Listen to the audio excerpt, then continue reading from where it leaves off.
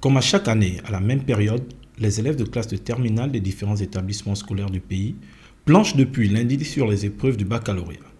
Pour cette session de juillet 2012, la rédaction de Gabon News s'intéresse particulièrement à la participation des élèves de la Fondation Horizon Nouveau, une institution à caractère associatif qui œuvre pour l'enfance inadaptée et qui présente des candidats aux différents examens officiels. Pour cette année, une seule candidate issue de cette institution est en lice. Il s'agit de mademoiselle Léna Obonoïla, âgée d'une vingtaine d'années. Elle est aveugle de naissance.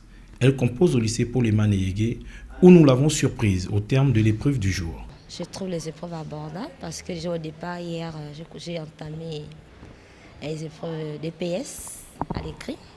C'est abordable. C'est bon. Bon. Ce matin, c'est la philosophie. Le sujet était vraiment abordable.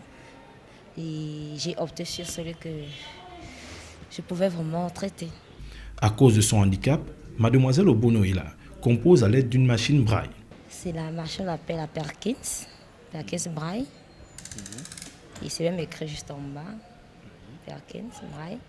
Cette machine qui me permet d'écrire. Une difficulté majeure subsiste toutefois pour cette élève d'exception. Elle ne peut utiliser de calculatrice pour l'épreuve de mathématiques. J'ai fait des révisions, discuté un peu avec mes frères et sœurs sur certains chapitres.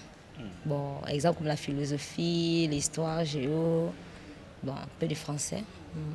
Seulement un peu les maths qui ont été difficiles pour moi à travailler parce que je n'ai pas vraiment la faculté de maîtriser, de m'en sortir, c'est-à-dire utiliser la calculatrice parce que je suis non-voyante, donc je ne peux pas utiliser la calculatrice. C'est vraiment très difficile pour moi.